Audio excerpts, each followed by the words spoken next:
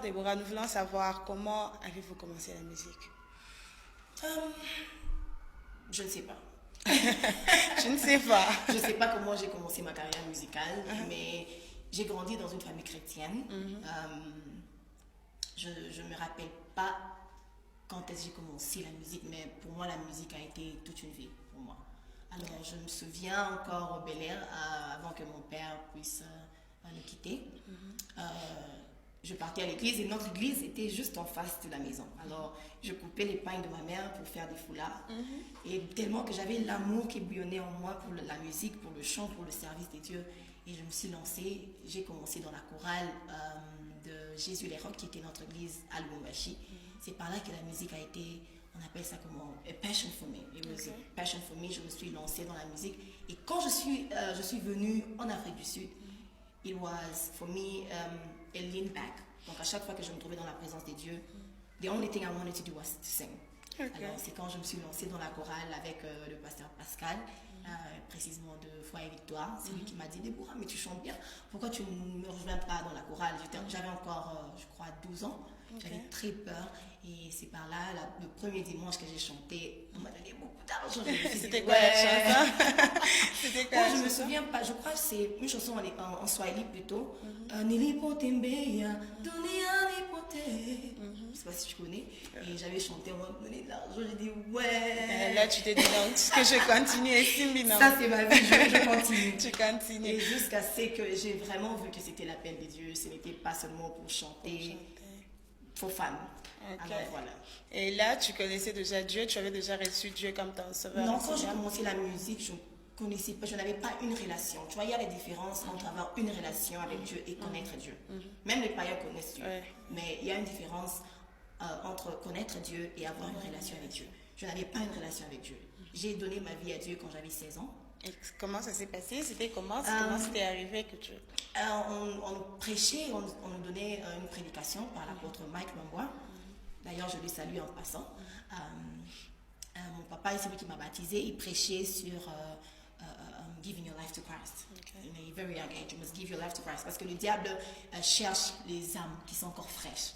Alors je m'étais dit: oh mon Dieu, je ne veux pas chanter dans le monde. On me disait toujours: toi tu as bien commencé, mais après on va te voir dans le monde. Alors je m'étais dit: je ne veux pas me retrouver dans ces catégories-là. Où j'ai bien commencé dans l'église, comme les musiciens de ce monde. Ils ont bien commencé dans l'église et par après ils partent ailleurs. Alors je me suis dit: je dois donner ma vie à Dieu. Et je crois, j'ai pris les cours bibliques plutôt, et on m'a baptisée. J'avais 16 ans.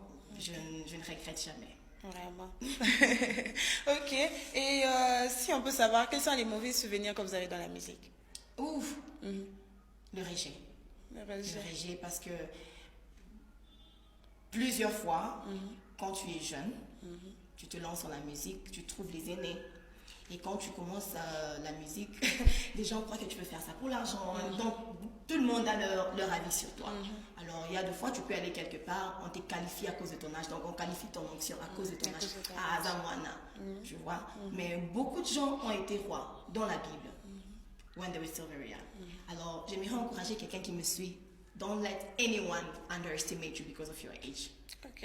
Parlons de ça. Tu étais à Kin dernièrement. Oui. Yeah. Et tu avais rencontré des aînés dans la musique. Oui, bien sûr. Et comment est-ce qu'ils t'avaient reçu? Je dis toujours, là où il y a la grâce, il y a la graisse. Je n'ai rien forcé. Je n'ai pas supplié quelqu'un. J'ai été reçue comme une princesse. Et s'ils me suivent, j'aimerais prendre cette opportunité de vous dire grandement merci. Merci pour votre amour, votre soutien. J'ai rencontré beaucoup de musiciens, les gens même que je ne savais pas que j'allais rencontrer. J'ai rencontré le frère Mike, j'ai rencontré pasteur Moïse, j'ai rencontré la sœur Dena, la sœur Sandra, le frère Michel, la sœur Nana de Kezo, la dame qui chante Libo Manaïs. J'ai rencontré tellement beaucoup, maman Laure. Vraiment, ça a été un plaisir pour moi, and I'm not taking it for granted. I am super, super blessed to meet them. Vraiment. Et comme tu dis que tu étais vraiment contente, tu peux aussi nous dire quels sont les bons souvenirs que tu as dans la musique. Dans la musique, je croyais que tu allais me demander quels sont les bons souvenirs de Kinshasa. De Le Kinshasa, Fumbois. en fait. C'est ça. Le Vraiment. Kwanga et le Fumbois. Et le Makemba. Non, des bons souvenirs que j'ai. Vraiment. Bon, Et dans les la bons musique? souvenirs dans la musique, c'est quand tu termines de chanter, il y a des gens qui te suivent pour dire j'ai été bénie. Dernièrement, il y a une sœur qui m'a appelée. Elle me dira qu'elle a téléchargé une de mes chansons. Et elle m'a appelée, elle me dira qu'elle passait des très mauvais moments, des mauvais moments dans sa vie où she was not seeing her period. She was not seeing her period for about 6 months. Et quand elle a téléchargé la chanson Bakoum Bébélé que je sortis avec le frère Michel dernièrement, elle me dira que she listened to the song the entire night. When she woke up in the morning, elle a vu le son partout sur son lit. Et pour elle, c'est un témoignage. Elle a voulu le partager avec moi. Elle a publié ça sur Facebook. Et j'ai pas vraiment voulu, mais la Bible dit que vous allez vaincre, ils ont vaincu à cause du sang de l'agneau et à cause des paroles de leur témoignage. Donc pour moi, c'est pas pour ma gloire, c'est pour la gloire de Dieu. Donc, those are the best moments I can have when somebody tells me, Sister Deborah, you are a blessing to me. Je n'aime pas quand les gens disent que Zoé va bien, oui, tout le monde chante bien, mais très peu bénit le peuple de Dieu, le corps de Christ. Donc pour moi, it's a mystery of God quand quelqu'un vient me dire que je suis une bénédiction. I am blessed to be a blessing. Vraiment. Sœur Deborah Lukalu, adoratrice. Vous êtes une adoratrice. Bien sûr.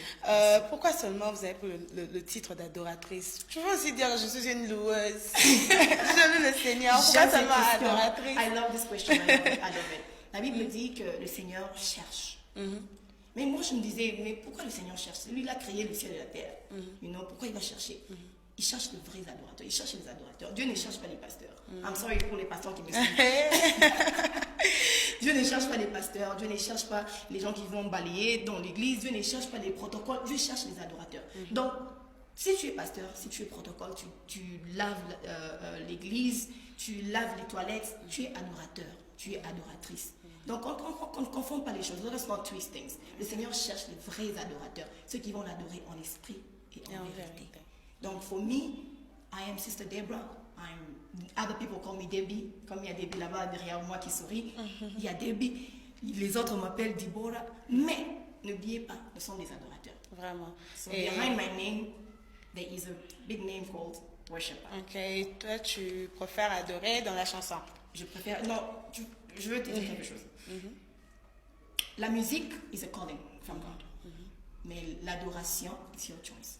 Dieu ne force jamais quelqu'un pour l'adorer. Tu vois, c'est un petit boulot qu'il nous a donné.